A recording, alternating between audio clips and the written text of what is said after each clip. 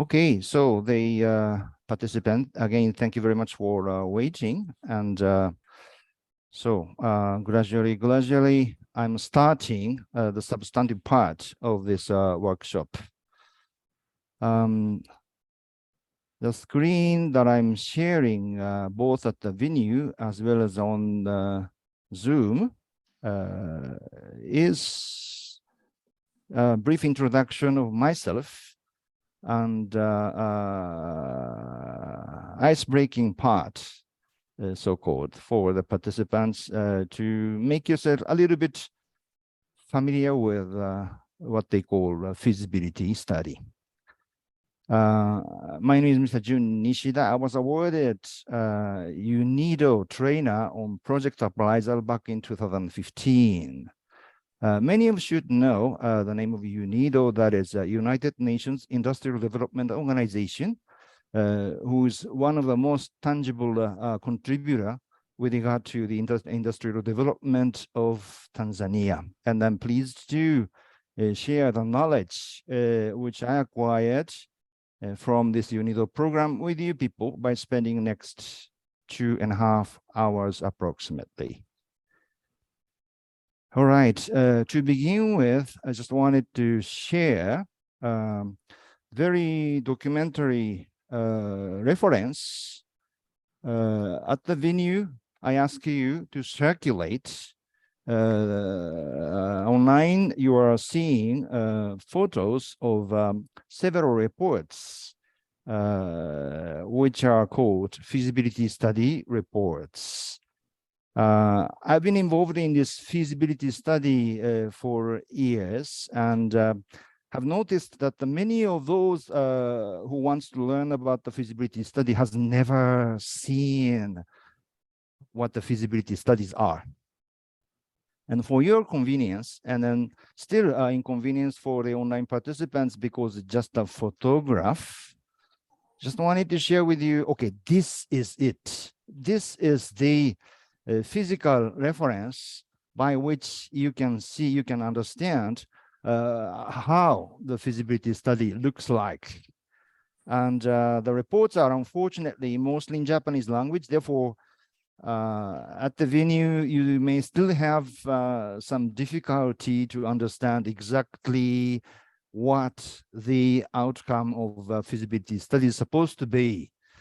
But if you combine with the contents of the presentation today and have a look at the report afterwards, eventually you will understand, okay, this is a feasibility study, and my role is to compile the report in such a way that by reading through, anybody can understand what's the aim of the project, what's the prospects, and then how the return is estimated.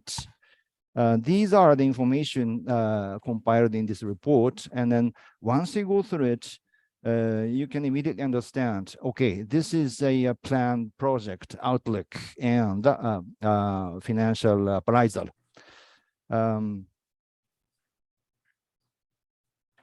All right, the third slide is to introduce my idea to be here in Tanzania. I was just recently assigned to be industrial promotion advisor attached to the Ministry of Investment, Industry and Trade, the government of the United Republic of Tanzania.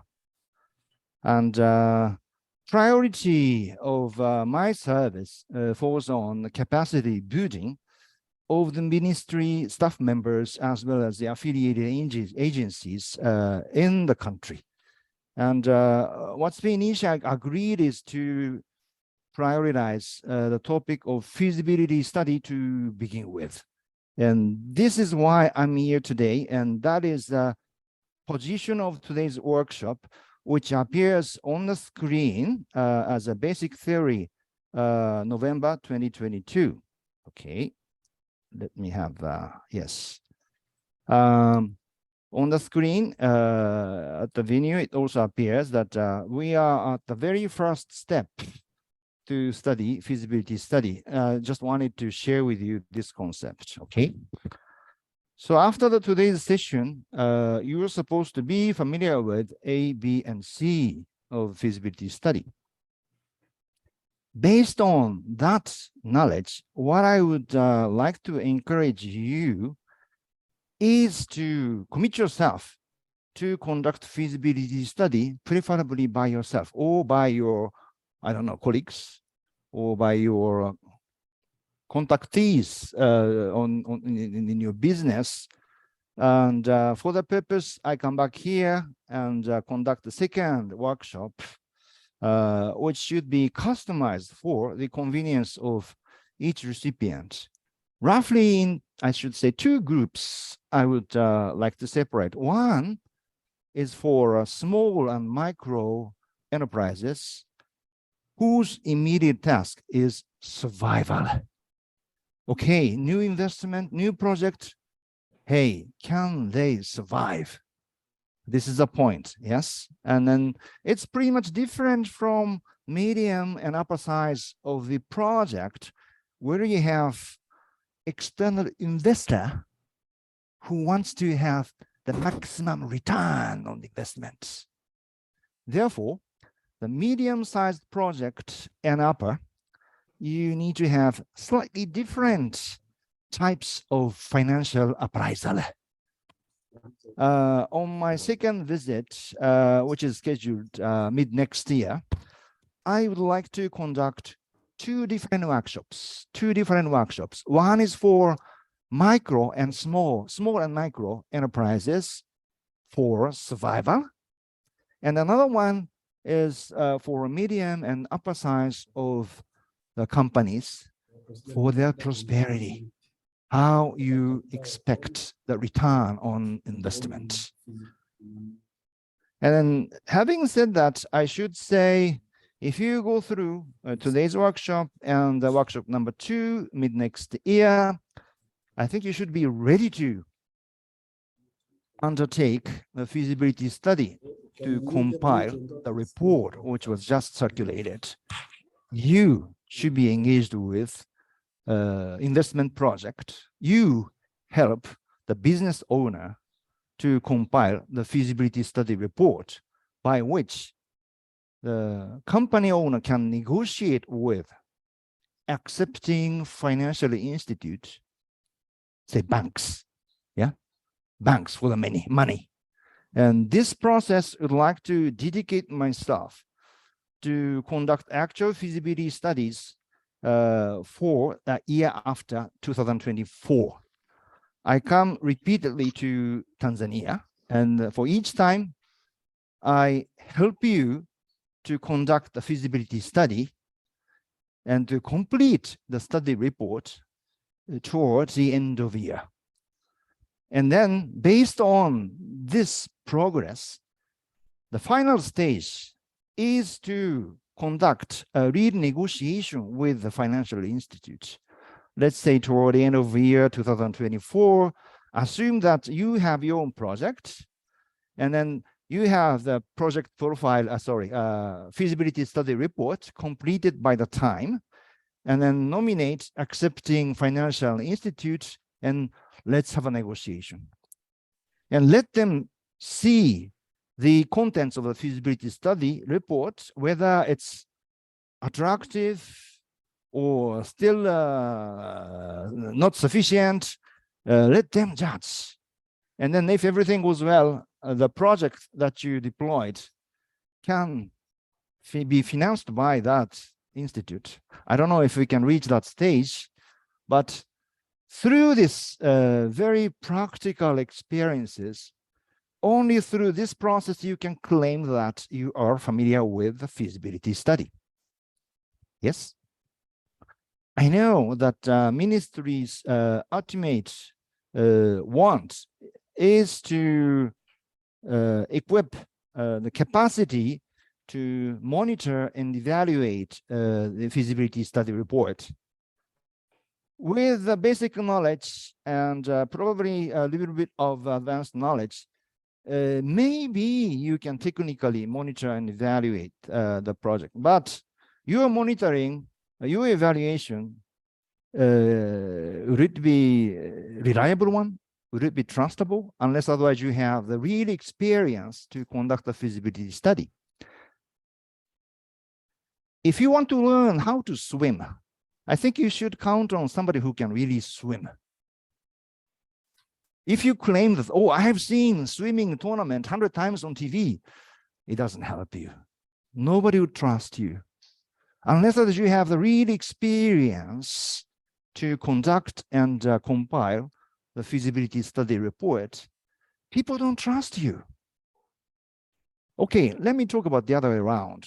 If you have that experience to compile the feasibility study report, which is qualified by the certified UNIDO trainer, and then you show it, your performance, to your recipient and convince them that, okay, I have the training by Mr. Nishida of JICA, then you can convince your stakeholder to materialize this feasibility study in the form of the feasibility study report, just like the one that you saw on either on the screen or on the circulation. Then they say, okay, I know that you are qualified feasibility study analysts. Then the qualified feasibility study analyst can well monitor, well evaluate the other report as well, because you have already sufficient experience. This is where I want to reach by the end of year 2024. Let's try, yeah. Very, very, very ambitious target of mine, which is not even endorsed by my counterpart, is to have something like 10 feasibility study analysts who are qualified with my program toward the end of this program. Then the country of Tanzania can confidently compile the project profiles with sufficient back data to convince the potential investors. And let me hope that it works. And then half of this ambition will be on your shoulders to come up with me for today's workshop and onwards. All right, maybe I spoke too much, and then just allow me to change the slide. And let me go to the very, very, very substantive part.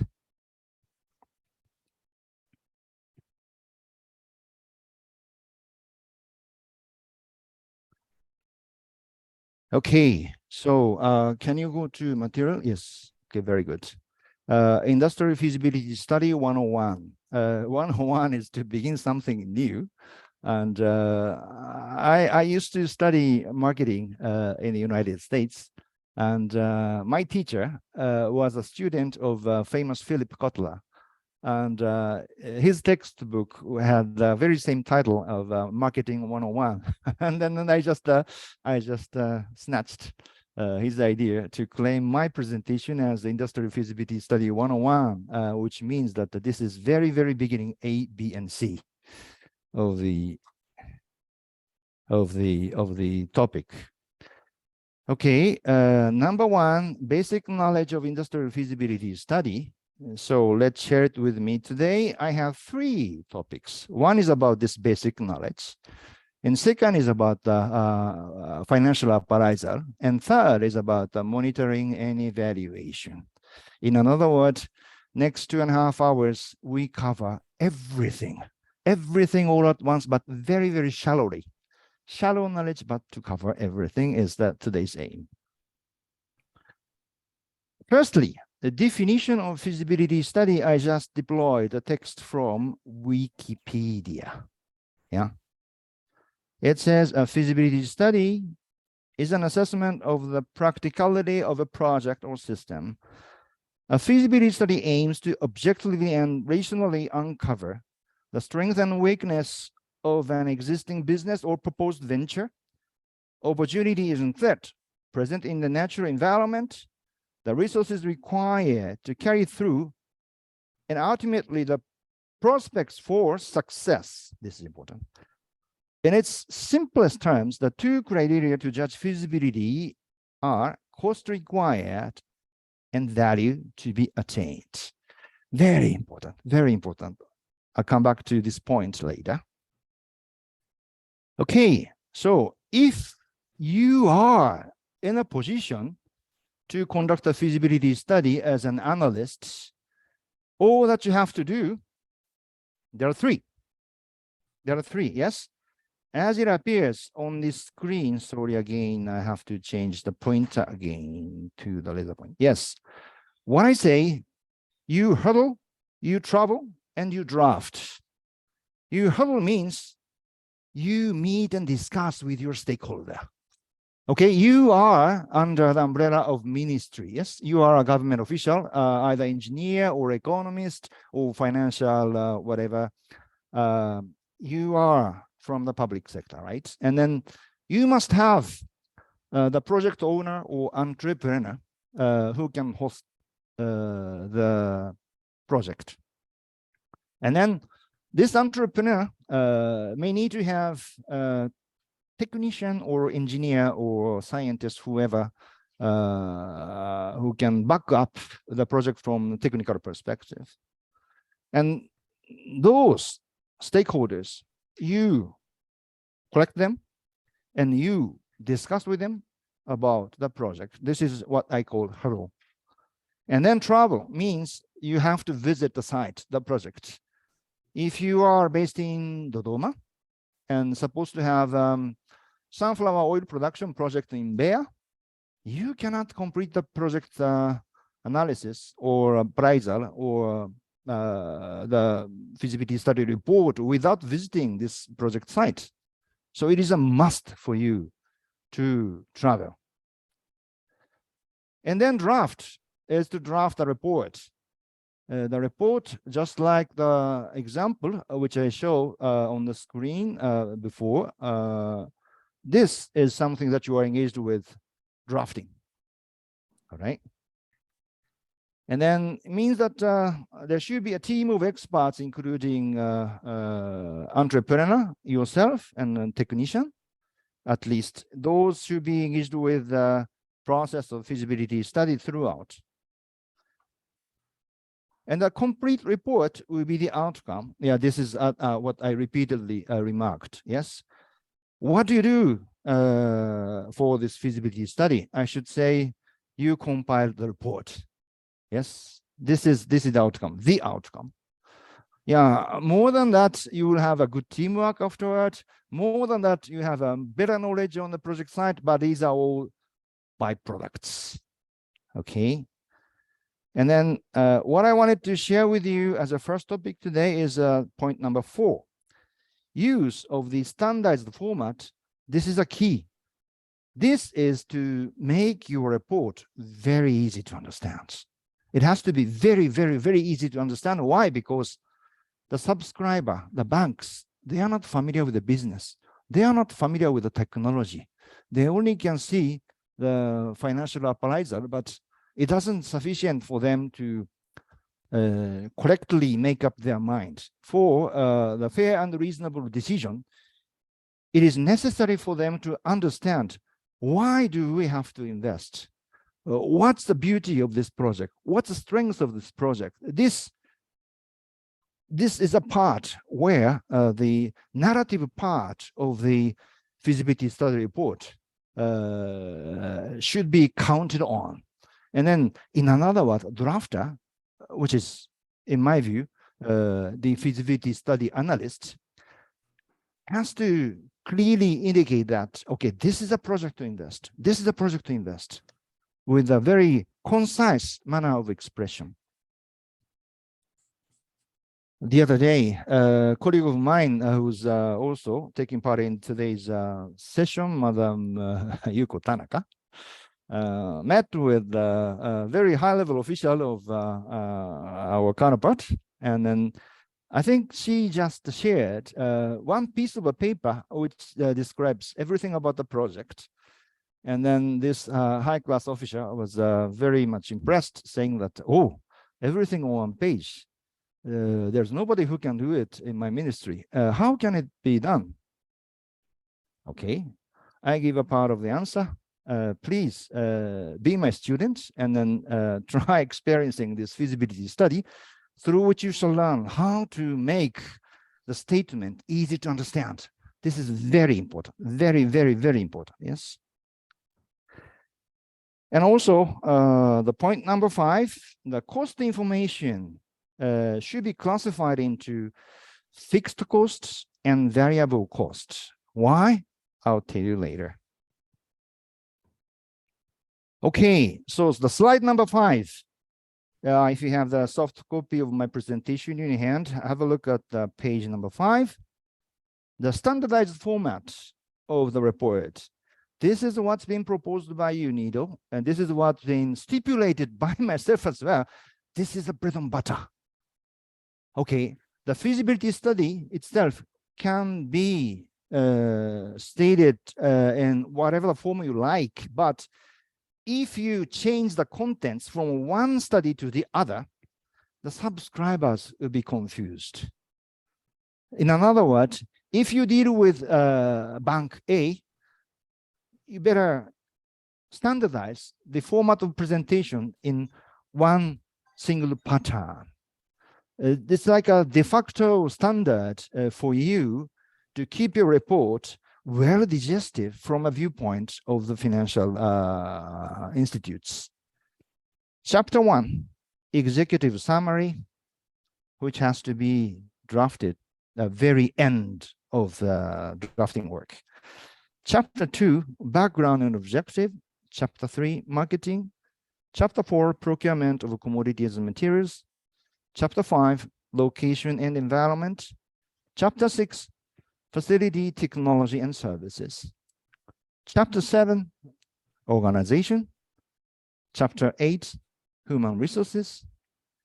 Chapter 9, implementation plan and budget. And Chapter 10 is financial analysis. Yes, executive summary on page 6. It is preferable to compress everything into very, very short statement, preferably 1 page or even less. Maximum 2 pages, this is what I say. And then this has to be drafted at the very, very final stage of the work, even after you compile the financial appraisal. And then focus is just on the conclusion. Don't say anything about the background or reason. You just say conclusion, conclusion, conclusion. That's the executive summary, yes? Chapter 2, background and objective. I must say, from your perspective to be engaged with the MIIT, this is the most important chapter. Here you state the reason to invest, the purpose of project, and the philosophy of the investor. You should clearly state there. And then referable data from external sources ought to be mentioned, and relevant URL addresses and referential information should be accompanied. And you attach drawings, maps, charts, and illustrations as much as possible. Why I say the background and objective is the most important for you? Because you are the guys who are in the most advantageous position to make a reference to the national industrial development policy and strategy.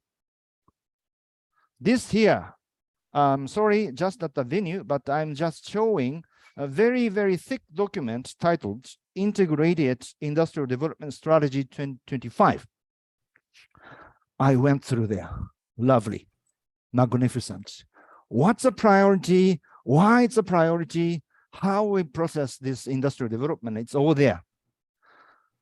And in such a document, you are the one who is most close with, yes? You are the nearest people who are engaged with this policy and strategy, where the justification for the investment can easily be found. Like, for example, this document talks about oil and gas industries. Yeah, oil and gas industry development has to be prioritized. It's clearly stated there. Then, what if I say you find an entrepreneur who wants to start up a welding company for oil and gas production facility? Like pipelines, like oil and gas production facility, welding technology is a key technology. If you happen to find any entrepreneur who is ready to invest and then develop qualified welders for the oil and gas production facility, don't you think that this project should be prioritized in reference to your strategy and policy? Like this document stipulates that the production of sunflower oil is really promising here in Tanzania. What if your project owner, the entrepreneur, is willing to start up a small farm of sunflower oil production? Don't you think that it has a good relevance with your strategy and with policy? So that is why I say this chapter 2, from the perspective of MIIT, is the most important chapter. Please make yourself familiar with the policy and strategy as much as possible. Somebody may say, oh, sorry, no, it's on a stage to be revised. Fine. You still can make yourself familiar with the older one, the one before, to know about the history of the Tanzanian government commitment on the industrial development policy. Then there should be something comes out from your mind to be incorporated as the justification to go for the project. This justification is the most powerful part for you to make this feasibility study report digestive to and appealing to the subscribers. Okay. Chapter 3, marketing. On slide 8, I talked about how you compile the marketing part. And then government officials may not necessarily be familiar with the skills and techniques of marketing. Forget about it. The basics, very basics, you compile it and you present it to the subscriber in a very digestive mode, for which I share with you, you have three perspectives. One, okay, you market the product to whom? By what? Okay, maybe you use internet. Okay, maybe you use a newspaper. Okay, maybe you use mouth-to-mouth communication. And then how? All right, you just conduct this promotion for 2 intensive months by spending this much. Yeah, so these 3 points is just sufficient. And then on top, what's been said by the teacher of my teacher, Mr. Philip Kotler, is to pay attention on what they call marketing mix. Hey, what is this? Marketing mix, you have 4. Product, what is your product? And the price, how competitive the price comes to be against your contender. And the place, where do you market? Dodoma and surrounding area, or Dar es Salaam, or nationwide? I don't know. And then promotion, how you promote it. Either you make use of the conventional media, or you mix it up with the internet. And then all in all, conclusion of the chapter should be the marketing costs that you have to prepare for. Okay, marketing cost, yeah, promotion, yes, it may cost that much. It may take that long. This is the information that you have to squeeze out from this. Chapter 4, procurement of commodities, materials. The supply chain of the business should carefully be studied, and verified capacity of supply should be described in detail. All right, where you get the materials from, and then if you're a trader, where you get the commodities from. This is very, very crucial information. And the conclusion of the chapter should be the cost of a commodity and material procurement, including transportation and storage. Sometimes you skip this part, but it's costly, mind you. good transportation and good storage is a key. And this information is important to estimate the working capital of the operation. And many people forget to estimate how much the working capital he or she has to prepare. Yeah. So this is chapter 4 and chapter 5. Location and environment. Any particular topics about the location of project facilities, together with environmental care, should be described in detail. If necessary, environmental assessment should be separately conducted. This may not possibly be, I don't know, it depends. It depends on the project. If it's environmental affecting, maybe yes.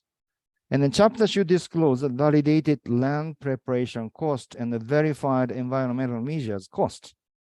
With references, you put it as a conclusion.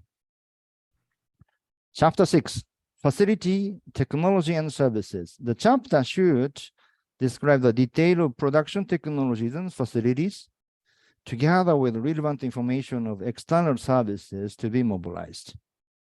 Maintenance, cleaning, and spare parts management. This is another key. Many people think that when you buy the equipment, you just buy the equipment without spare parts. This doesn't make sense. When you buy the equipment, you make sure to buy the equipment together with spare parts. Otherwise, the machine will not survive for more than 1 to 2 years. Then eventually it goes down, and then you cannot repair. That is not the way to go. And drawings and specifications are needed with relevant photos. And the conclusion should specify relevant cost of production facility and related consumables. And latter should be reflected on the estimation of the working capital again. Okay, 7 and 8 is about manpower. Yes, number 7, chapter 7 is organization. This chapter should state the organization of the secretariat, and an organization chart should be included. Yeah, if it's a production facility, how you cover the production work by different capacity and different technical background, it's also affecting. As a conclusion of the chapter, should disclose the number of staff members and workers with relevant qualification and estimated cost of employment. Right? Number 8, human resources. Hey, I just wrote about it on organization. No, it's different. The chapter should describe availability of human resources in reference to the local population structure, level of education, and vocational training opportunities available locally. This gives you a very good justification. Why that venue? Why that place? Why that region? If you find, say, like Arusha, very good availability of qualified fresh graduates from vocational training center, then why not Arusha? And you claim that this is a place where I can recruit more suitable workers. Yeah. And then chapter should refer necessary social benefit. This is important, that the project should bear together with cost estimation. So this is purely for human resources. And then particularly if you need a core technician, core technologist, this comes to be a very convincing information from the perspective of financial institute. Chapter 9, implementation plan and budget. The chapter will be a scenario of the project implementation for, I said initial 3 years, but can be 1 year if it's a very small project, together with the compiled budget to start up the operational facility. And monthly progress to start the operation should be stated together with necessary cost of starting the registration procedure. Working capital in total should include information on the chapters 3, 4, and 6, and else, if there are any. All right, so perhaps up to here, the audience should have understood that from chapter 3 to chapter 9, conclusions are the data or cost estimation. Yes, these are the cost which you have to reflect on. The chapter 10, the financial analysis. The financial analysis, here you refer to all those costs that you estimated, chapter 3, 4, 5, 6, 7, and 8, 7, 8, and 9. And then you accumulate those cost data into one financial model through which you expect the outcome of the operation, whether it's viable, whether it's worthwhile to invest with many different parameters. This I will talk more on my second session, so I don't go much in detail. But if it's workable, optimistic scenario and the pessimistic scenario can be presented together with the baseline scenario. So you figure out 3 different cases, whether it's going fair or going very well or going with difficulty. Yeah, then you estimate 3 different scenarios. Yes. Sorry, one slide back to 15. Working capital. Yes. In short, working capital is the money available to meet your current short-term obligations. To make sure your working capital works, you need to calculate your current levels, project your future needs, and consider ways to make sure you always have enough cash. Enough cash. This is really important, yes. Yes, and on top of the chapter 10, what's been particularly important for small and micro enterprises, number 1, how to survive. Yes, I already told. Number 2, how long does it take to get the investment back? This is what they call payback period. It's quite important. Yes, I've already supplement since the slide doesn't talk about it. All right, allow me to be in the patience for a few minutes more. The point of drafting a report. I claim that the feasibility study can be conducted by a team of experts, so hurdle is important. This is what I said. But the drafting the report has to be given to one person, the drafter. Why? Because if you combine 2 different texts into one, you eventually find that different terminology means same thing, same terminology means different thing, and sometimes the first drafter stays very prudent, and the second drafter stays very proactive. Means that if you start reading one report, beginning to the end, hey, the opinion is different. Yeah, it happens. So better you simplify, better you nominate one person to draft the report, particularly the narrative part. And I said, visit and investigate the project site, yes. And chapter 7 and 8 disclose organizational strengths of the company, yes, organization and humor, yeah. And chapter 4 and 9, 4 the procurement, and the 9 implementation plan should cover initial 3 years. Okay, if it's a monthly statement, then 3 years would be sufficient. But if it's a daily statement, maybe 1 year maximum, yeah. Depends on each specific case. I'll be in consultation with you guys. And the financial analysis should cover 3 to 10 years. This is the demand of the banks. The banks, they demand how it would go for, say, 10 years term. Right? Okay. Sorry, I think I was in a rush because I was supposed to complete this feasibility study and the structure report by 5 minutes past 10, and it's already 20 minutes past 10. Okay, then allow me to go to question and answer session. And after that, we have 15 minutes table break scheduled. I don't know. Are there any questions on my presentation? How do I start? Either venue or online? Online, you please raise your hand. Venue as well. Any questions? Yes. Here, I have one question at the venue. So please go ahead. Speak loud.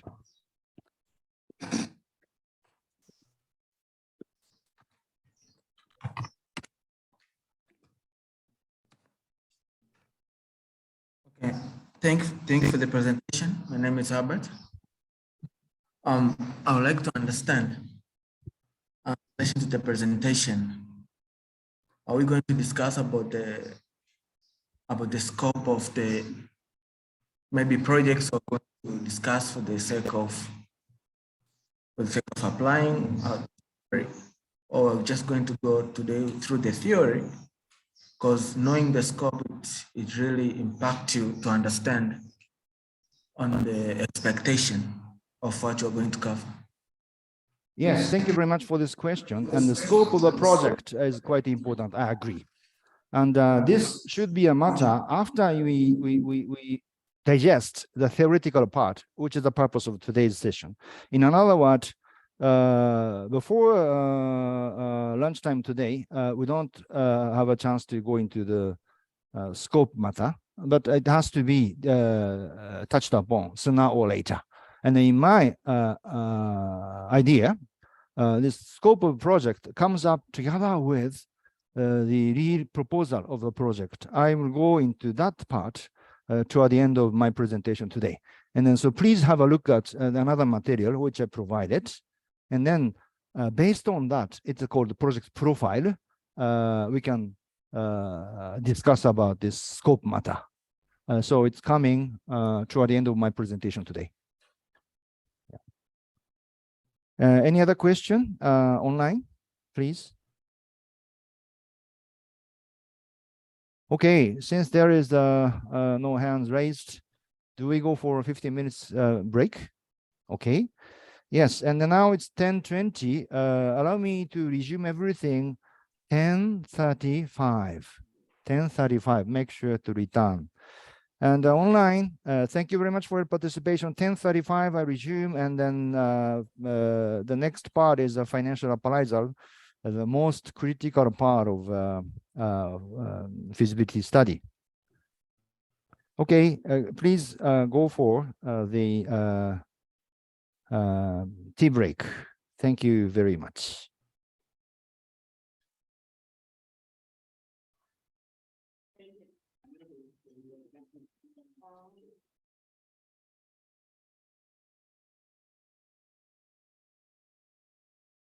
Yes, since it's coming to time to resume, those who are still engaged with the tea, please go ahead.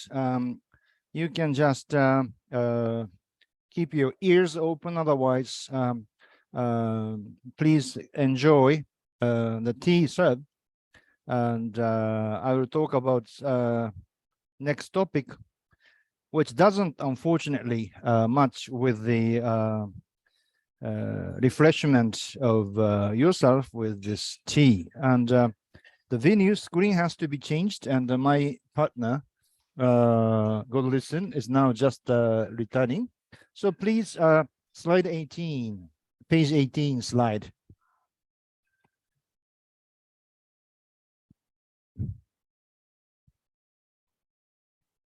All right, so the venue, the screen is also changed. Yes, the cash balance management and break-even point is the next topic. And the cash balance management is for you to survive. This is the most important viewpoint for small and micro industries. Okay, cash balance management is what? And this is to combine your cash account balance with a time frame. Sometimes you have severe days of your business, particularly immediately after you launch your business, you have to struggle. Then after all, the first year, you make any loss. And then because of this, you have an opportunity to fight back for the year 2. Then you can make your business slightly profitable. And then year 3, again, something unexpected takes place and you make another loss. But after you accumulating experiences for 3 consecutive years, you have more customers, you have more confidence, and then year 4, year 5, you increase your profit respectively. Let's assume that this comes to be a business forecast of yours. So what is the cash balance management? Let's take a look at slide 21. And upper frame is an assumption to start your business with the cash provision of 1,000, maybe 1,000 US dollar, I don't know. And then year one, the total cash flow was negative, let's say minus 800. And this deficit, you financed it with this initial cash provision to pay off the 800 minus. Then toward the end of the year, you have in your pocket a balance of plus 200. And then year two, your performance gives you plus 200 cash inflow. Together with the cash balance, now you have in your pocket plus 400. Then what if you have a loss of 500 in year three? You only have 400 in your pocket. Means that you cannot pay off the due.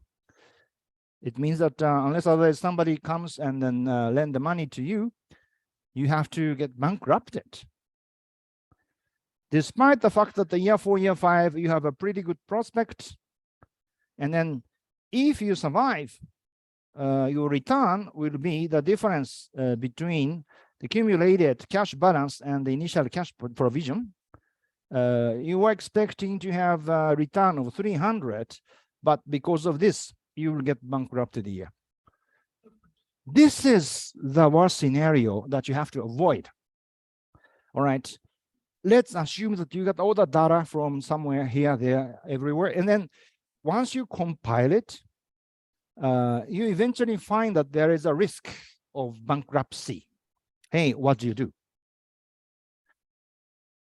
The down below, you have initial cash provision of 1,200 instead of 1,000. 100, let's go through the very same scenario to have first year 800 deficit, then you pocket 400 because of this additional 200. Now you're a bit wealthy. And then year two, you earn 200 in your pocket, 600.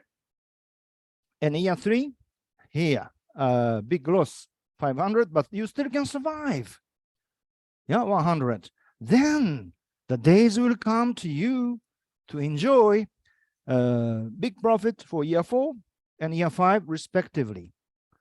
And then if you accumulate this cash flow, toward the end of 5 full years, you have 1,500. So the gap between 1,500 and the initial provision 1,200 is the same return, 300. Same return, but down below, it's safer, right? Upper column, it has a big risk of the bankruptcy. Since it's just a forecast, you may say, well, you never know. It's just a forecast. So why don't we go with it and then we'll find it out? No. It's taking a big risk. And then particularly in case of small and micro industries, bankruptcy has to be avoided as much as possible, right? And then before the break, I mentioned that the payback period is important. But even before the payback period, look, the risk of bankruptcy has to be avoided with the highest priority. This you have to make sure when you deal with the micro industries, small industries, those who are under the umbrella of CEDAW.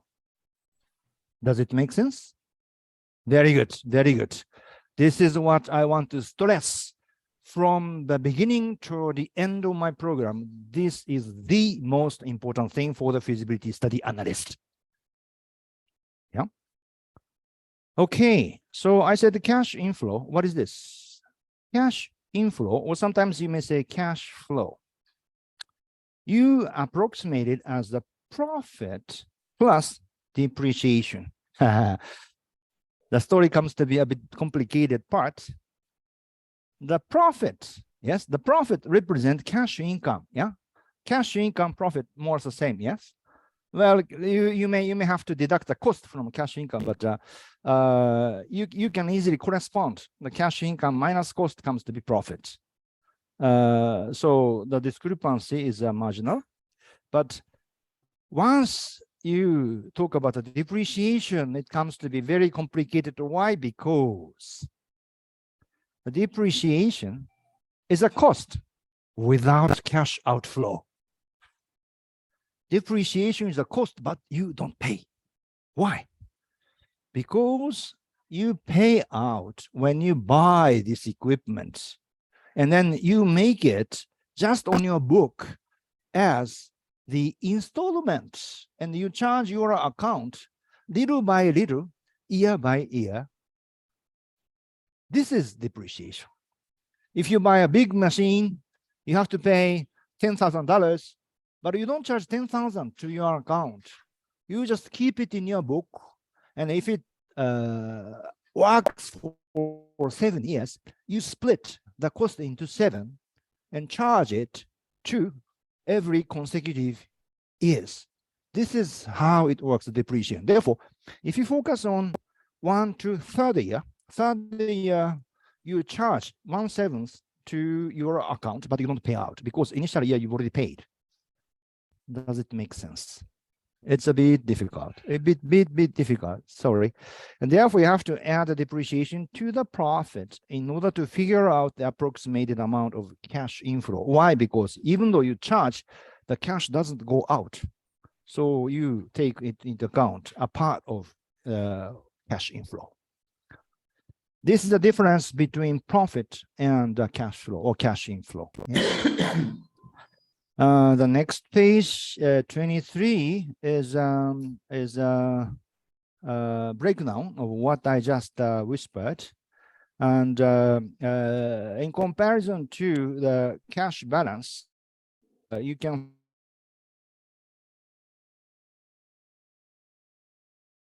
depreciation. With this depreciation, you can reduce the tax, annual tax, because it's a cost.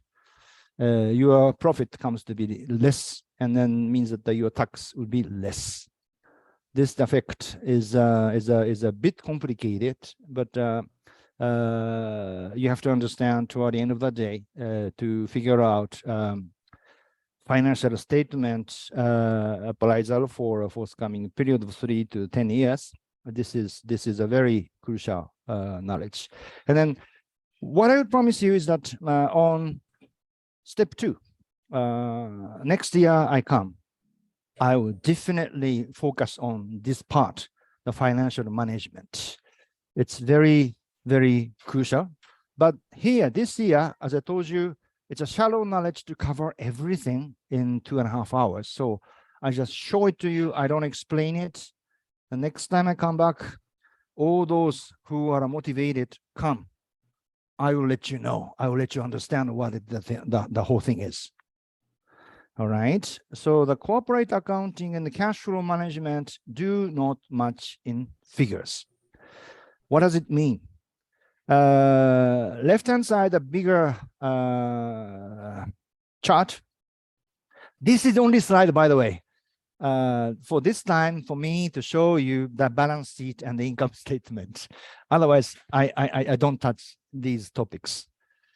Income statement, you deduct cost from sales and you have profit. Yes, this profit goes back to your book as a capital, so your capital will be increased. And then the capital you have more, the more debt you can borrow from the bank, means that your balance sheet grows. And with this growth, you can increase the amount of asset, more investment, and then it works to give you more sales. So this is a reciprocation, which shows on the left-hand side of this chart,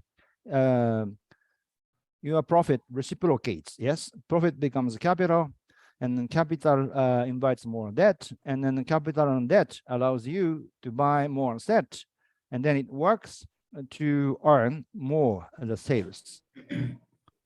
What I wanted to say on this slide is that this cash inflow, profit plus depreciation, is a different concept from this reciprocation of the profit.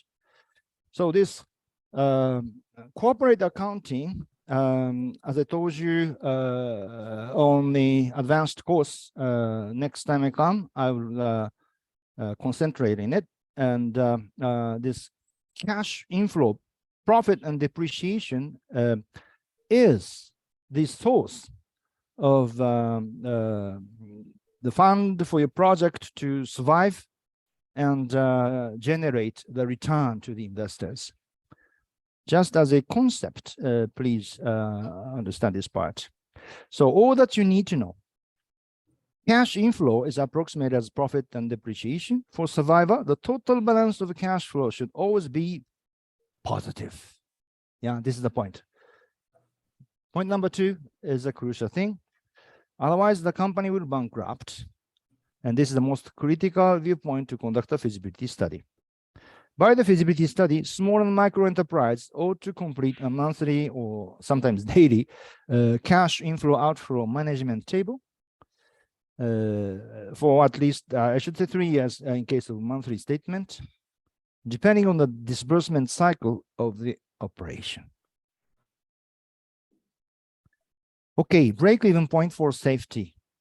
At the beginning, I said when you collect the data of the cost, you should distinguish whether it's a variable cost or a fixed cost. Unless otherwise you pay attention, people don't tell you whether it's fixed or a variable. So you have to be distinctive in this regard. So what is a break-even point? Break-even point gives you an idea for you to stay alive, stay survived, to keep on paying off the cost which incurs to your business. And the schematic drawing on the screen shows the bottom line is a fixed cost, shows the amount of rent, amount of salary, amount of insurance premiums, which don't fluctuate. No matter how your business is promising or not, you have to keep on paying fixed amount of rent, fixed amount of salary to your people, a fixed amount of insurance premium constantly. Yes. Therefore, this fixed cost line represents all those costs which you have to cover with a fixed amount. And on top, depending on the quantity of the business, whether your business goes well or not, depending on the sales volume, you have to cover variable cost, which is like a material cost, like sales activity cost. You pay less if your business are not good. You pay more if your business goes well. So against these accumulation of the cost to incur, you pay it off by the sales. Yeah, sales, if you sell 1, you earn 1. If you sell 10, you earn 10. And then there should be a particular point where you cover both of fixed cost and total cost in full, and the balance comes to be 0. This is what we call break-even point. This break-even point is a very crucial idea for entrepreneur. He or she has to be conscious on this break-even point. Monthly business, he or she has to clear this break-even point, then he or she can survive, because monthly cost he or she can pay off in full, even though there is nothing left in your pocket. You can clear. Then once exceeding this break-even point, the more you sell, the more profit you can expect. So the initial target is break-even point. Let's go further. And this is a posture of entrepreneur. So how we make use of this concept? Okay, what I did is to switch the position of variable cost and fixed cost. This slide on page 28, I put variable cost first, and on top, the lines parallel means I added the fixed cost on top. Yes, and then What I indicated with this dot is target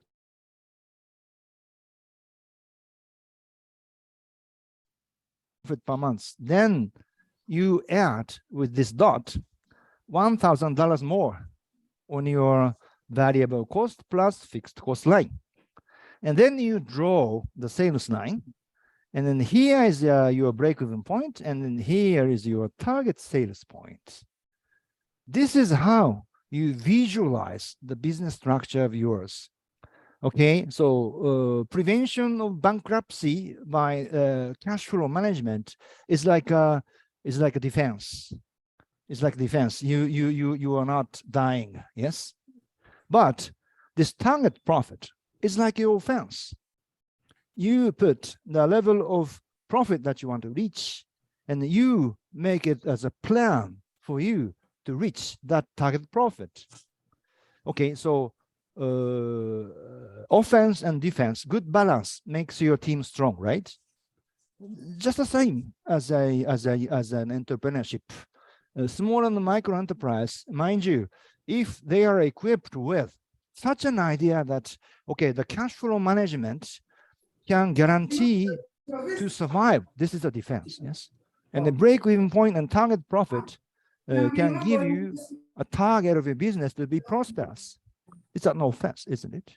So you guide through this feasibility study the entrepreneur to be equipped with offense and defense both together. This is the important point. You understand? Very good, very good.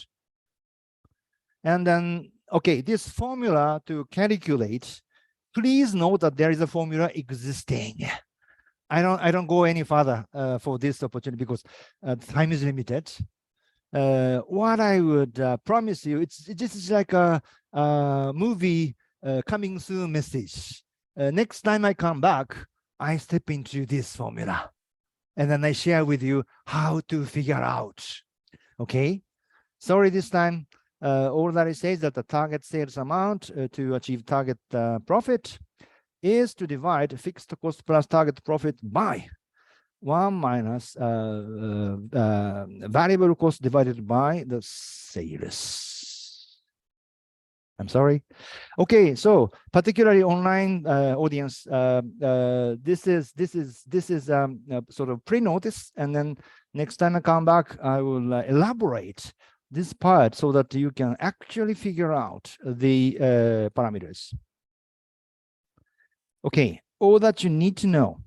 In order to figure out the break-even point, you need to distinguish fixed cost and variable cost to begin with. The distinction is not readily available on the financial statement.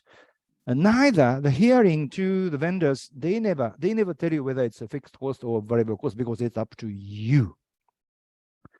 You therefore have to stay distinctive during the feasibility study. This is the point, yes? Well, approximation may work to assume that indirect cost on income statement, let's say sales, general and administrative expenses, as the fixed cost, and the balance to be the variable cost. Whenever we don't have time, whenever we don't have sufficient information, we tend to take this approximation. All right, so that's about cash flow management for survival and the break-even point and target profit. This is for everybody, and particularly for micro and small industries. From now, slide 31 and onwards, I'll talk about investment appraisal. This is for medium and upper, the bigger project. Yes. Let me start with a very basic question. You deposit Tanzanian shilling 100,000 at a commercial bank. Let's assume that there is a commercial bank and you deposit 100,000. Okay. 1 year from now, you receive Tanzanian shilling 110,000 as the return. Hey, how much is the rate of return? Well, it's clear. It's 10%. Yes, everybody can figure it out, 10%, fine. So how you explain it theoretically? This is the point. This 10% calculation was rather intuitive. You just divided 110 by 100 and then, okay, 10%, fine. And more theoretically, what I wanted to share with you is this drawing on page 33. PV stands for present value, that is 100,000.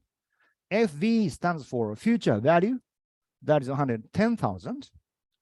And in between, you have the rate that you applied, that is 10%, which is shown here as R, that is either interest rate or discount rate. Why does he have different names?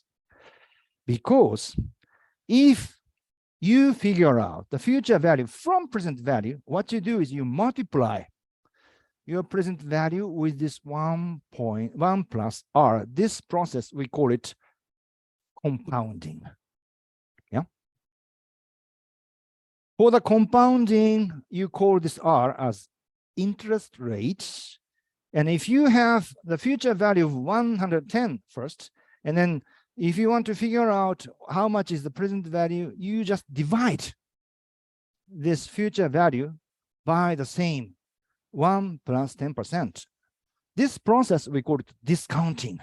If you divide, discounting, yes? And in this case, we call this R as discount rate. Okay, for the feasibility study analyst, I'm talking a variety of issues today, but with regard to financial appraiser, I must say that this particular slide is outstandingly important. Outstandingly important for you to explain the same to your beneficiaries. Okay, everybody, please feel free to make use of this particular slide for your convenience to convey this knowledge to somebody, anybody who can benefit. All right, so let me assume that the 33 has been well digested by everybody. I go one step up to explain you about the net present value and internal rate of return. Net present value is what? Net present value is the difference between cumulated present value and initial investment. Here on the slide 34, I say PV is total present value of cash inflow. And I as initial investment. Positive balance means the project is worth investing. Okay, fine. So need to know more in detail. Okay, very good. IRR, or internal rate of return. This is a particular discount rate to make this NPV equal 0. What does it mean? It means that the PV is equal to the investment. Hey, what does it mean? This means that the discounted cash inflow pays off the initial investment. And this means the initial investment can be compounded by the IRR to the cash inflow. So if you have a financial investment opportunity where the IRR is a rate of return, it means that your cash inflow is deemed to be your return on investment. Here, yeah, gradually or rapidly, the explanation comes to be rather complicated, yes? Let me go to the cases. Beforehand, yes, internal rate of return, one more slide, 35. PV equal I means investing with IRR can expect cash inflow as a financial return. That is a financial yield. This IRR is like a financial yield rate. This is the one I wanted to share with you toward the end. Okay, the cases. Case A is identical to the very first question which I posted you. Year 0, you deposit 100 to the commercial bank. After 1 year, you receive 110. And then everybody figured out the yield is 10%, right? This is case A. And then case B is a bit advanced. You invest 100. And the first year you receive 55. And second year you receive another 55.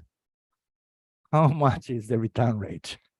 It's not easy. It's not easy. So let me go to the answer. Yes, case A, the easier one. Yeah. Investment was 100. Yes. And return was 110 after 1 year. Yes. And yield was 10% per annum. And then intuitively you figure out it's 10%, but what you did as a matter of calculation is the cash flow 110, you divide it by 1.1. That is 1 plus R. Yes. Then you have a present value of 100. And if you deduct this initial investment of 100 from present value of 100, the balance is 0.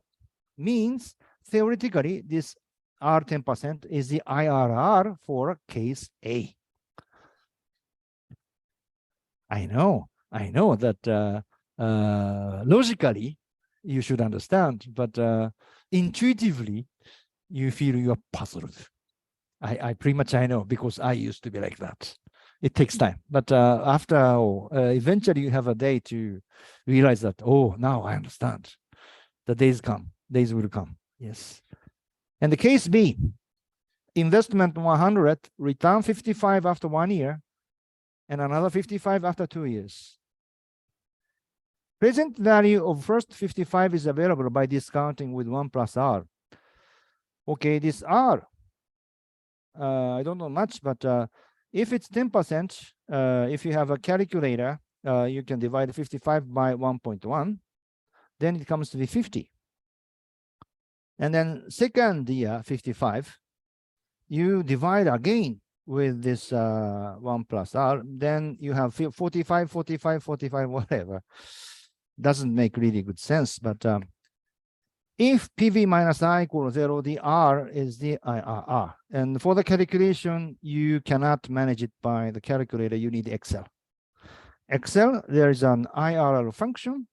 And if you apply, then Excel gives you an answer that, roughly speaking, it's 6.59%.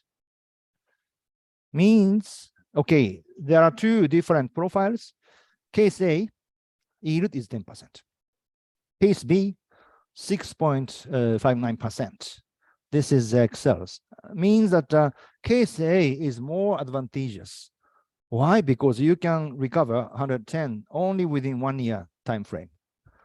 Case B is not as advantageous case A. Why? Because you have to wait for 2 years. It means that the time has a value. It means that depending on the time frame, the value of investment differs. The shorter the payback period comes to be, the more advantageous. This is what means on this particular slide. Yes, one step higher. Be patient. Now, question 3 shares a case with everybody that initial investment of $3,000 gives you annual cash flow of $1,000 for 6 years. In this country, let's assume that official discount rate is 20%. So how much is the net present value? Net present value is the gap in between accumulated present value and initial investment. Okay, slide 39. This is how you're supposed to calculate the net present value. Initial year, you invest 3,000.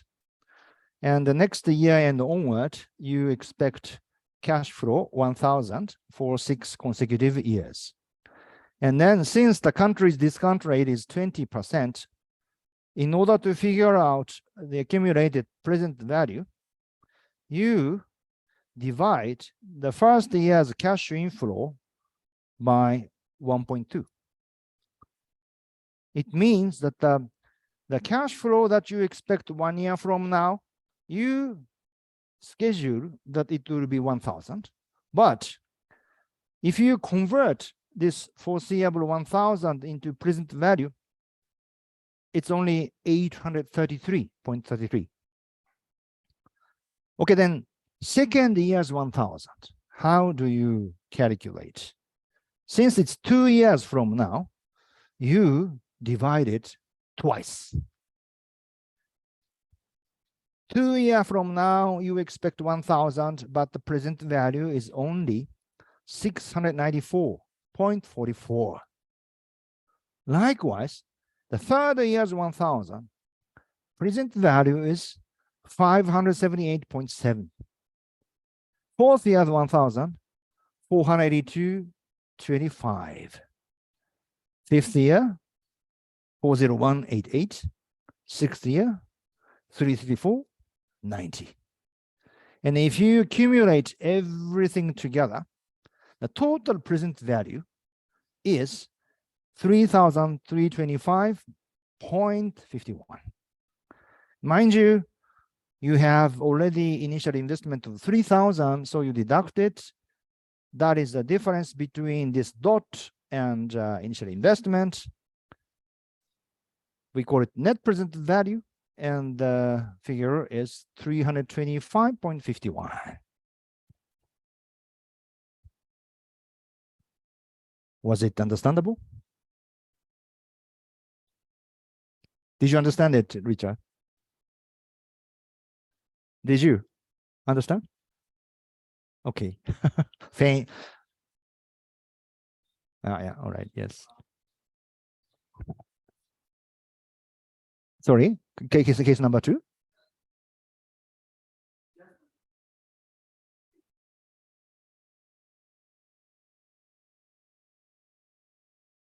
Hold on.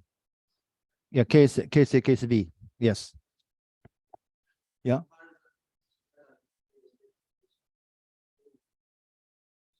Uh-huh.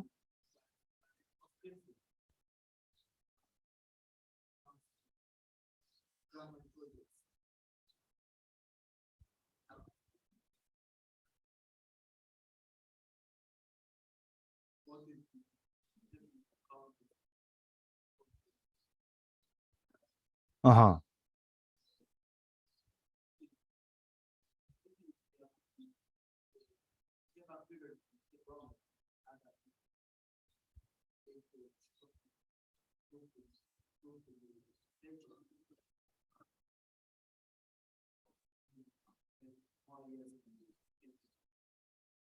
Yeah, depends on the project characteristics.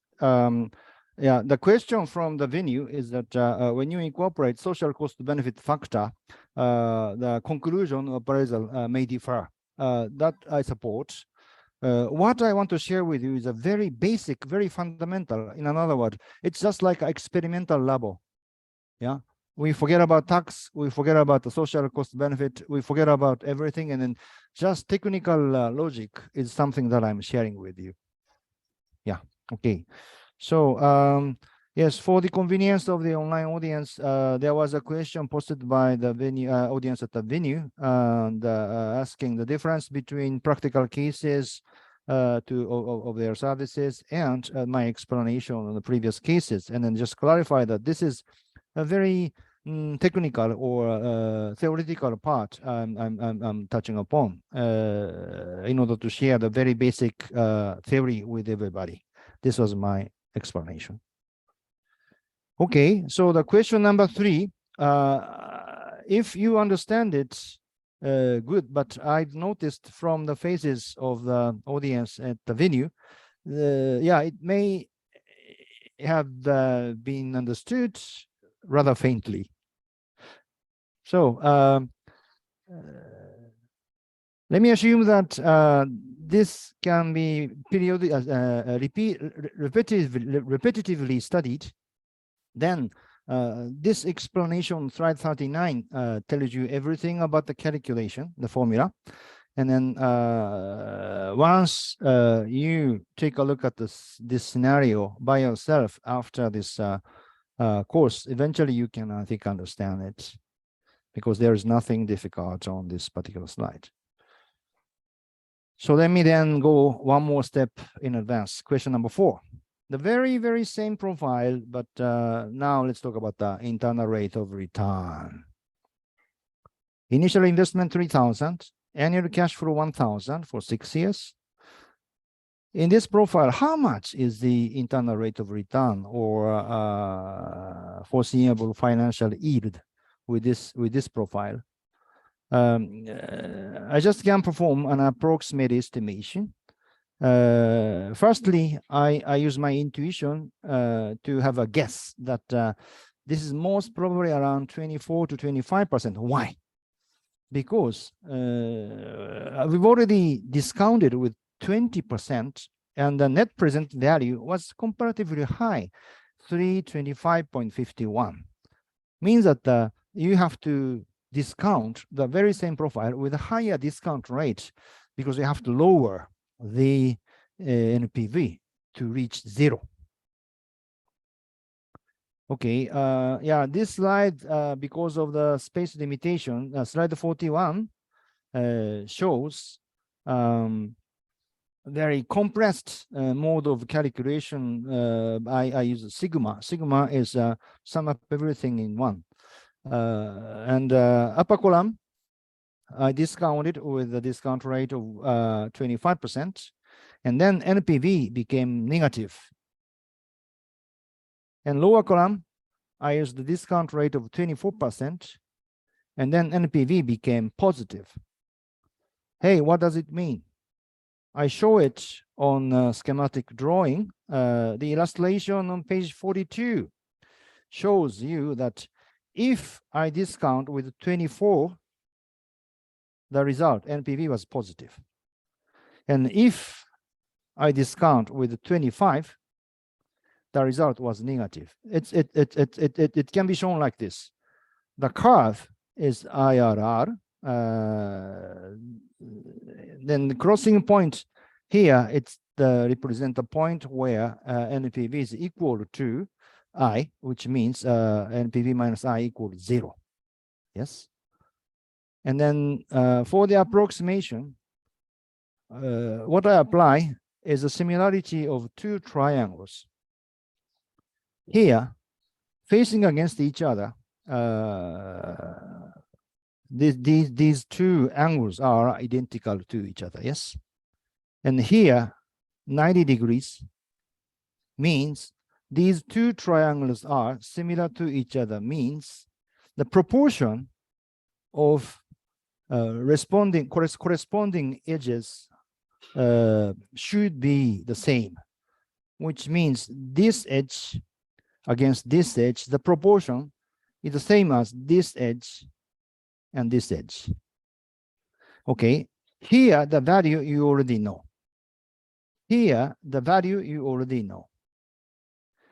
Here the distance is just 1%, and let's assume if it's x, this must be 1 minus x. Then you proportionate it, and you reach to a formula. And then by using this formula, you can figure out this x is 0.2964, which means this IRR is 24.2964. Yeah, this is here. 24.4964 is this exact point on slide 42. In slide 43, I know it's far beyond, because NPV you just faintly understood, and IRR now it's too much. Yeah, this is a very initial response of those audiences that I have ever faced against.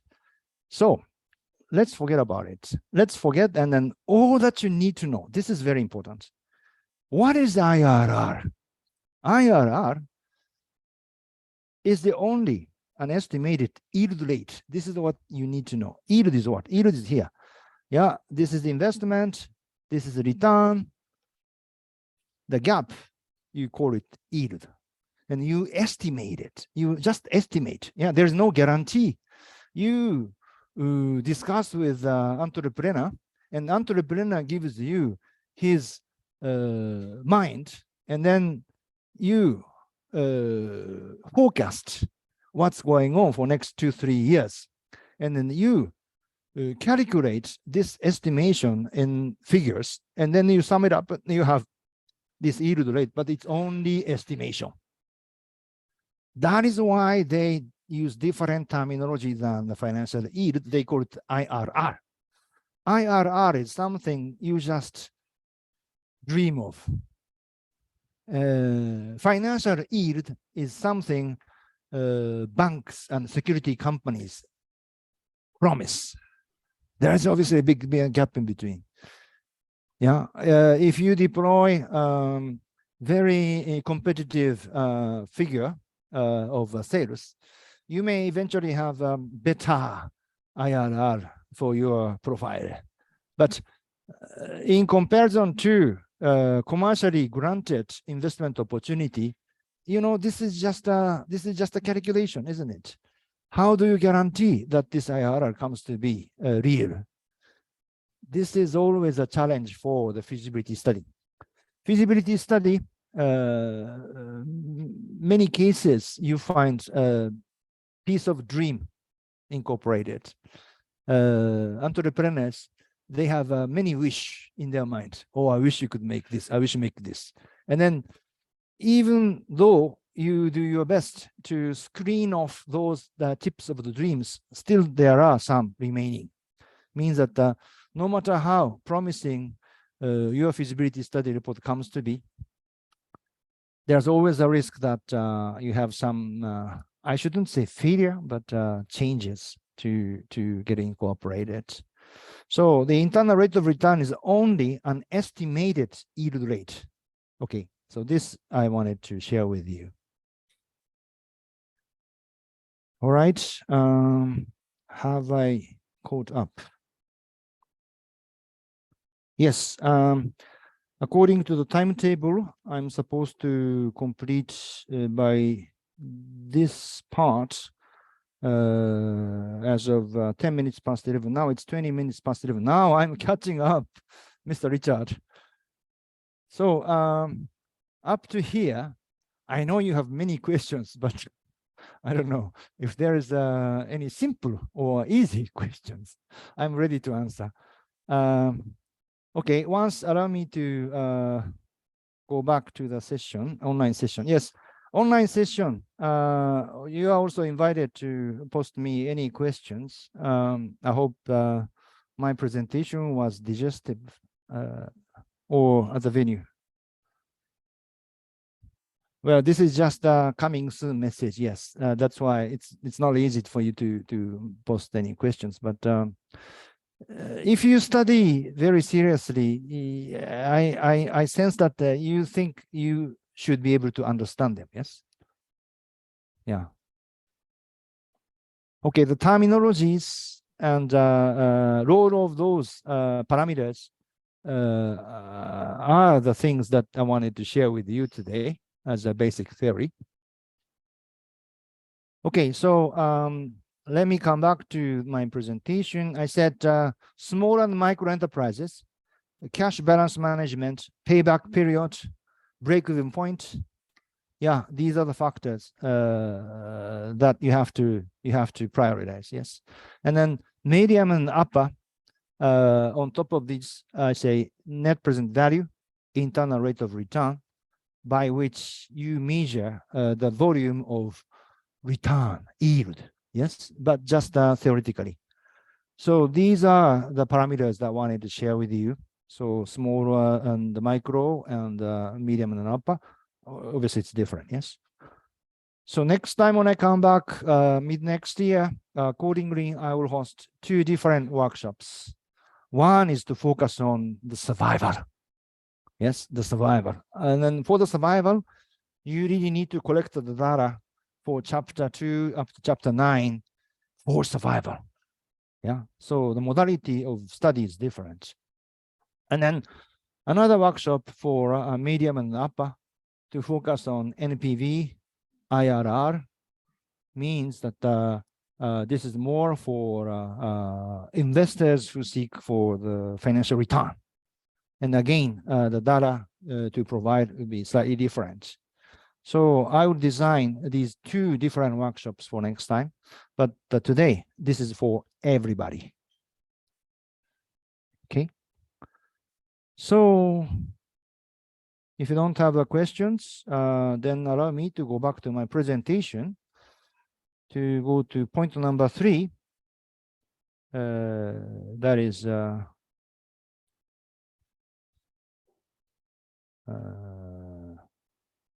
monitoring and evaluation.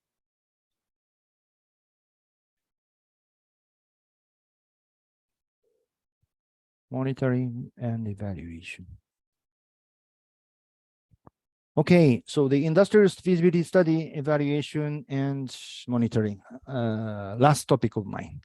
And I don't have much under this umbrella. I just wanted to share with you how you evaluate, how you monitor the feasibility study report, which you may receive as an evaluation officer at MIT toward the end of the story.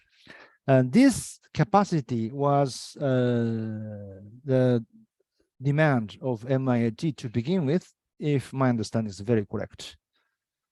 So let me go into the presentation.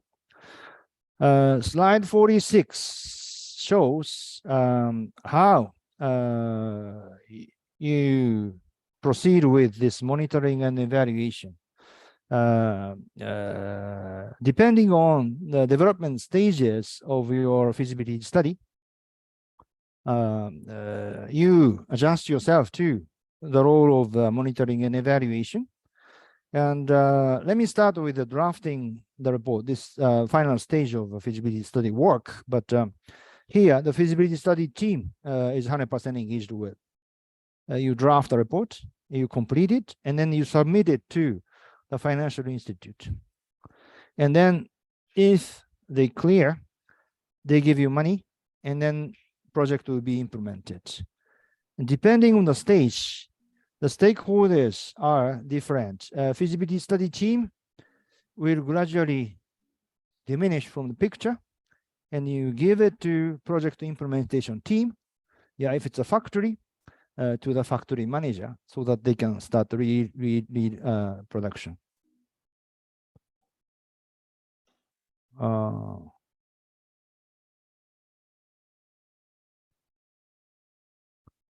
Okay, and before you start drafting the report, you should keep it in your mind that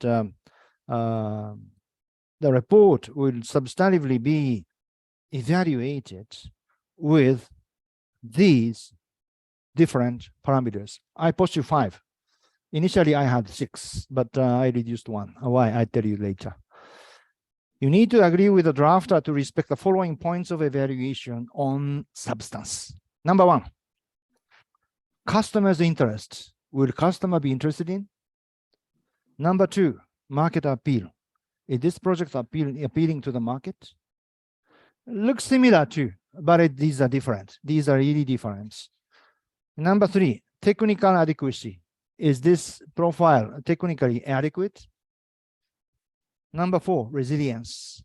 Is this project resilient to any unexpected changes?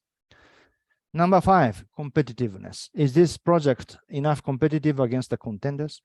With these 5 points, you please review the report. In other words, as a drafter, you please bear it in your mind that this has to comply with those points of evaluation. And on top of it, I deleted number 6 intentionally. Number 6 is compliance with the policy and strategy of the industrial development. Why I deleted? Because it's not yet there.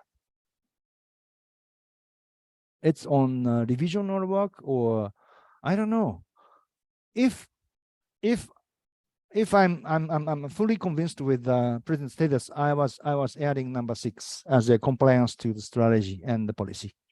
So if you are well determined to be with the present situation, you can add it with your responsibility to compliance to the strategy and policy. Yeah. As I told you at the beginning, you have a beautiful strategy. Beautiful strategy. I loved it. I loved it. But now this document is, I don't know, it's not 100% valid because of the structure adjustment. Yes, structure change. You have now different organization.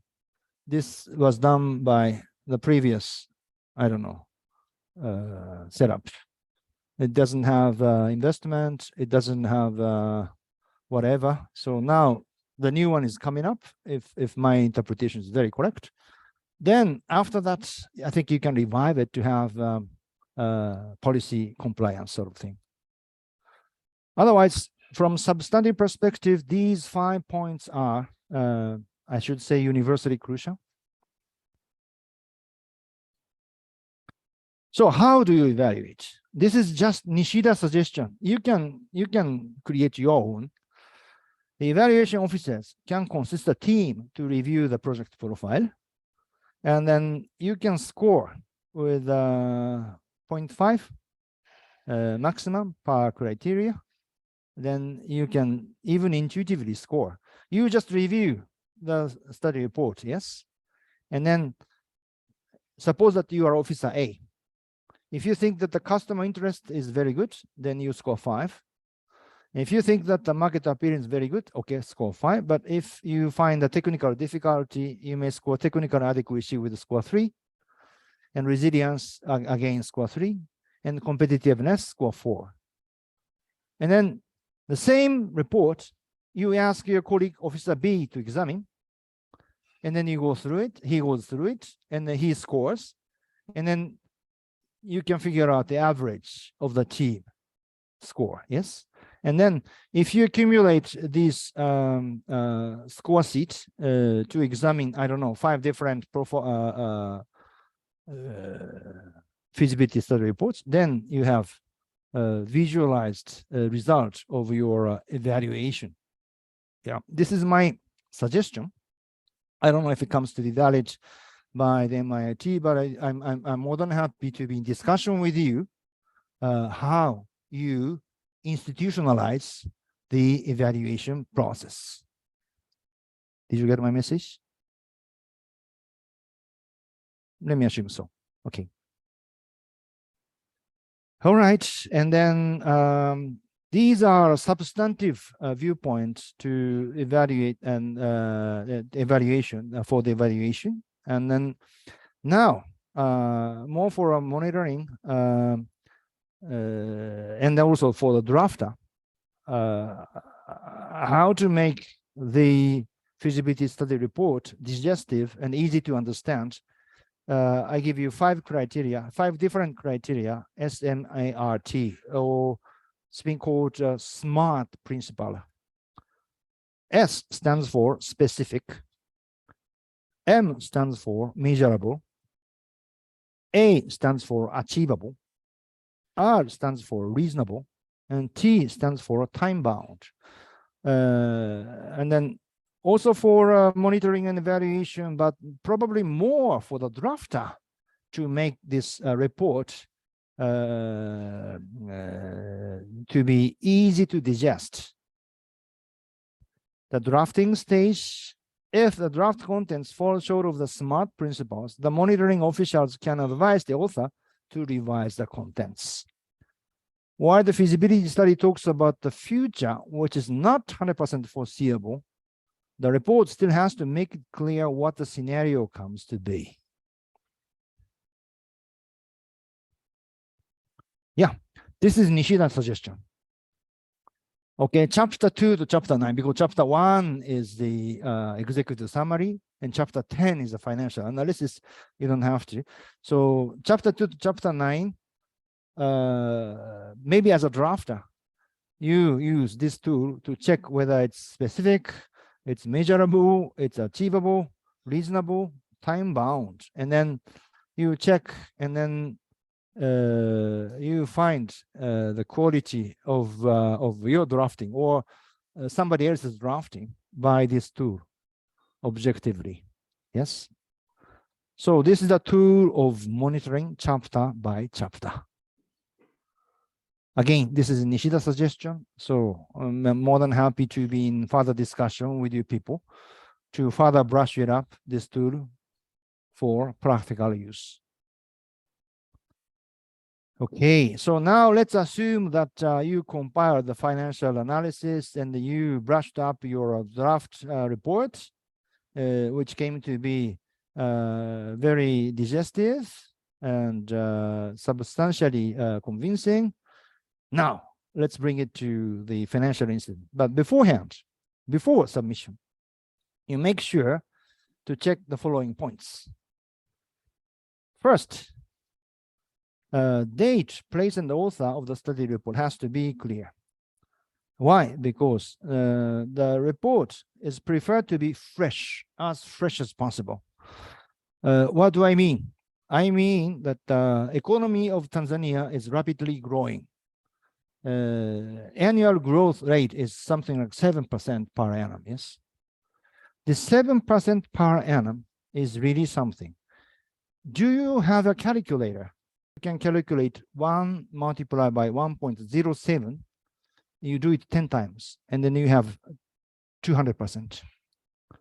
In other words, if you grow 10% within 7 years, your economy comes to be double, which means under that circumstances, if you have 3 years old feasibility study, the validity comes to be lower than the time when you complete the study.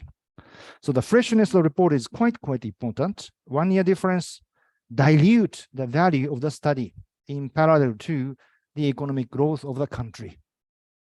Country like Japan, whose economic growth is quite marginal or sometimes even negative, then the profile may stay valid for a while, but still, because of technical innovation, because of the change of population structure, the old profiles will accordingly lose their credibility rather gradually. So who is supposed to be the main subscriber? Who is the reader of this report? You please bear it in your mind. Does the report address interest of the readers? And then if it's a financial institutions, as I mentioned at the beginning of this workshop today, the chapter 10, the financial analysis, they know it very well. But they don't know about the industries. Banks, they can easily figure out, okay, what is the break-even point and what is IRR? They all understand them. But what they don't understand is the characteristics of the industries, strengths of the company, the background, how much determined the entrepreneurs would be. These are the points that you interpret between entrepreneur and the financial institute. Entrepreneur doesn't understand the finance that you have to help. So the role of MIIT officer is to interpret or bridge over chapter 2 to 9 to the financiers. Please explain it, the substance of the project, so that the bankers can understand the characteristics of the project. And then please also explain the financial prospects to the entrepreneur, so that the entrepreneur can understand how the project will be evaluated. So you stay in between entrepreneur and the bank. This is the role of the feasibility study analyst. Is it understandable? Very good, very good. Okay, then next slide, 53, the second last slide. Monitoring of the decision process. Okay, the financiers, they don't give you an instant answer. After the interview, they take back the report and they discuss with their colleagues. They go to the meeting, and the meeting with a responsible officer may give certain conclusion, which will be conveyed to you with, I don't know how many conditions. They say yes, they say no. And through the process, it may easily take weeks or months even. And then during the period, you please maintain a periodical communication with the financiers rather frequently, maybe once a week. Yes, then you can give them a call Yes, how far is it? And then he or she will respond to you. And then you convey the message to the entrepreneur. And through the process, what you do is not to expedite the banks, but to control the milestone and the deadline so that it won't be unnecessarily be delayed. If you just leave it untouched, you never know how late they would come back, or sometimes they may not even come back. Do you trust them? I don't know. If you trust them, maybe it's a different story. But what I would urge you is to keep yourself engaged with the management of milestone and the deadline of the project, for which you keep your communication channel as active as possible. That is the purpose for you to maintain the periodical communication with the financiers. Yes, and then you should be updated by the progress at the banks, so that you can also share the progress with the entrepreneur. Yeah. Okay, you receive or you compile a feasibility study report, you share it to the stakeholder, you give it to the bank. That's not the end of the story. You have to take care of it by the very end of the process. Okay.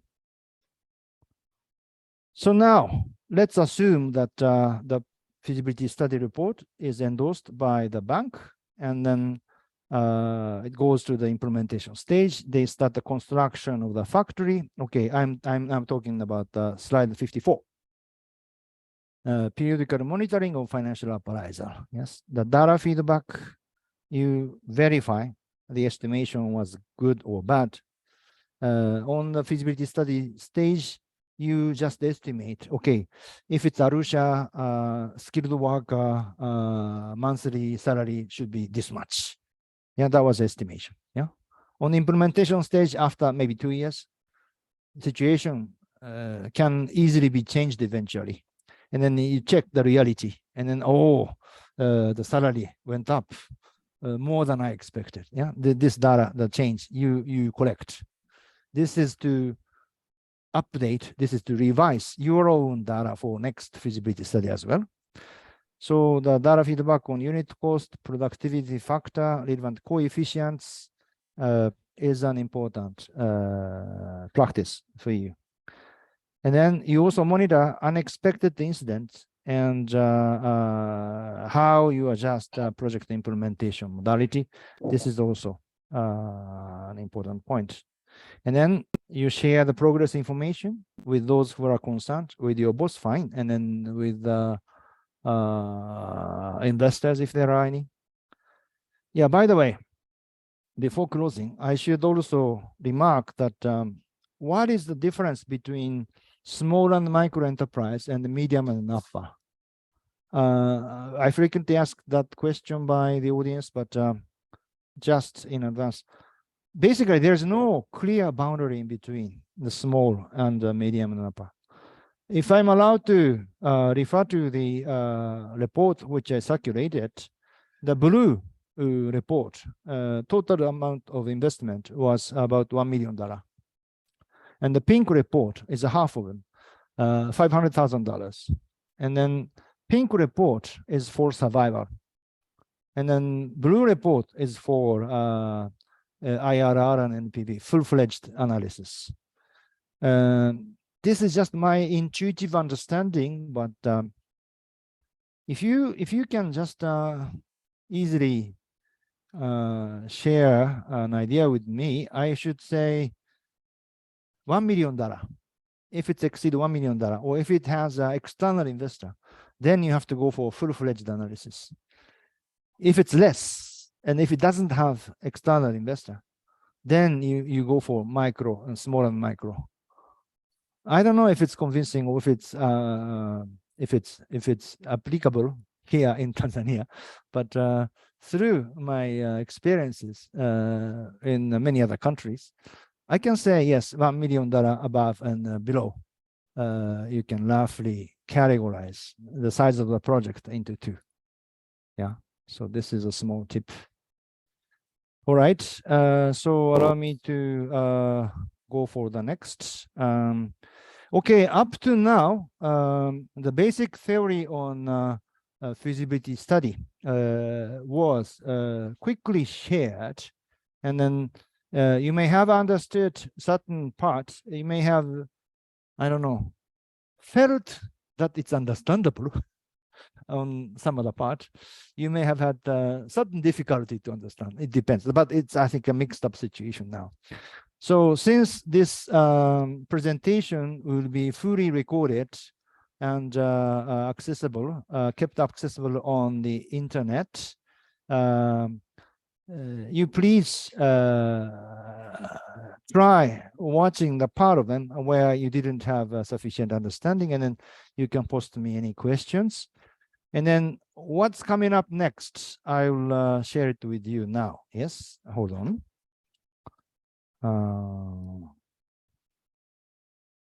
What's coming up next is here. All right. Here. All right.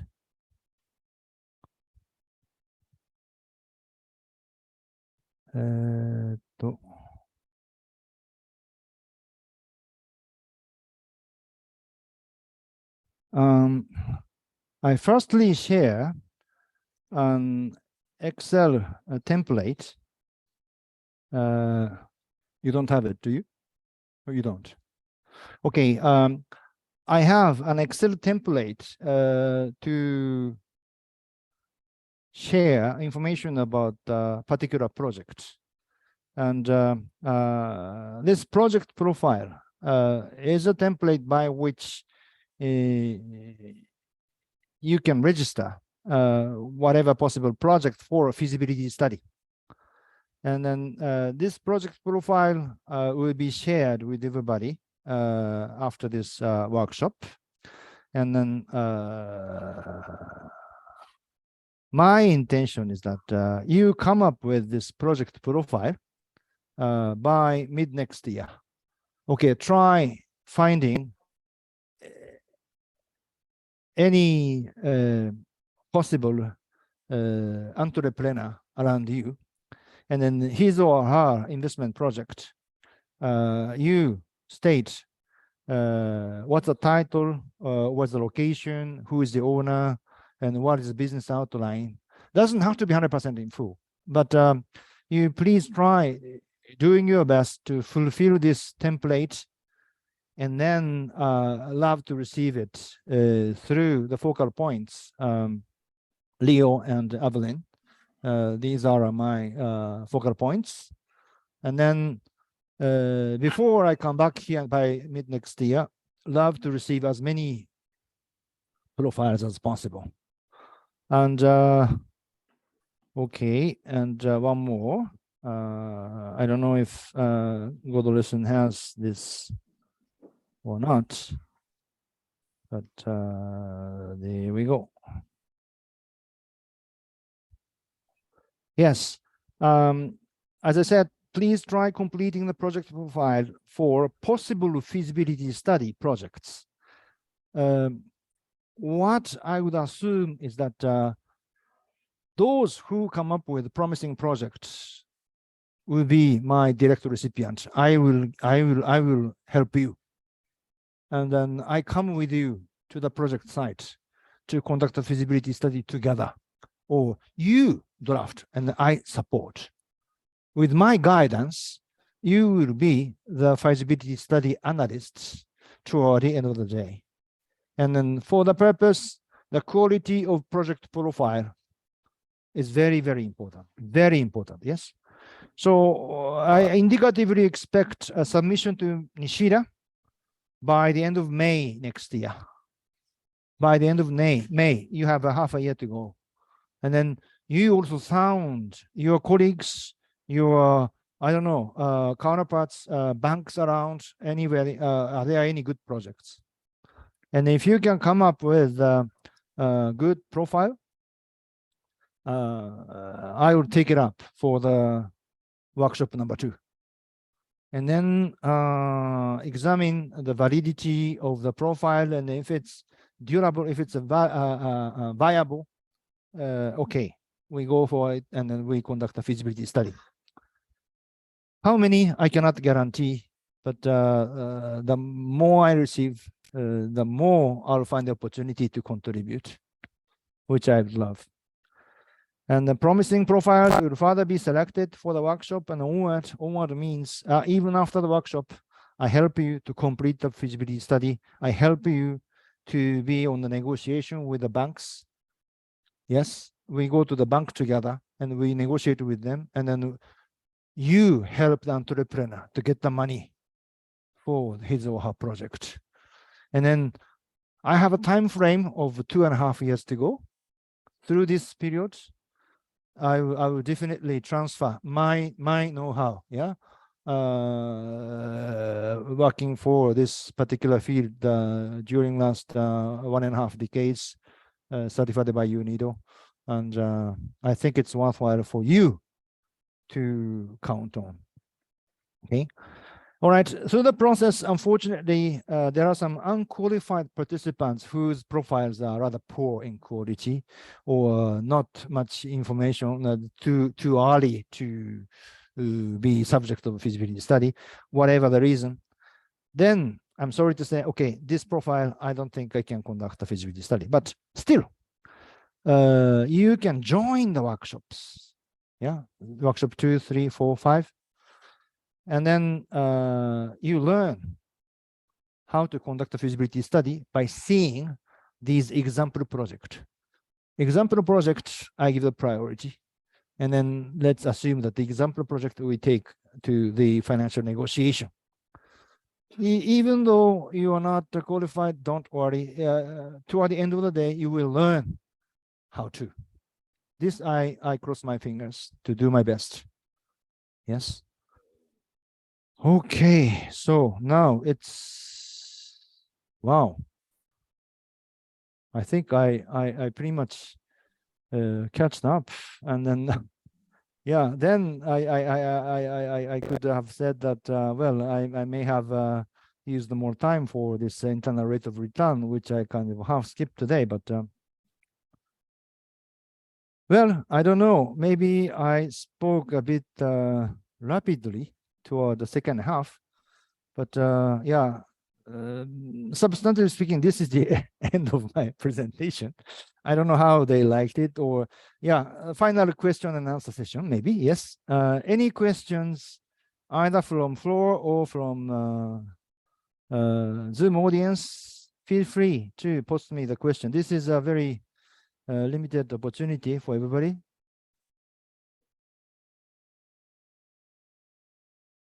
Was it digestive enough? I don't know. I hope I didn't speak too rapidly.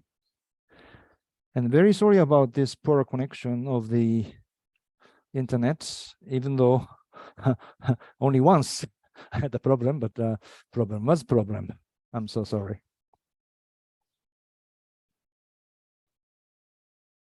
Any questions? No? All right. Okay. Then what I do? Do I give a floor back to you, Richard, or do I just conclude the seminar?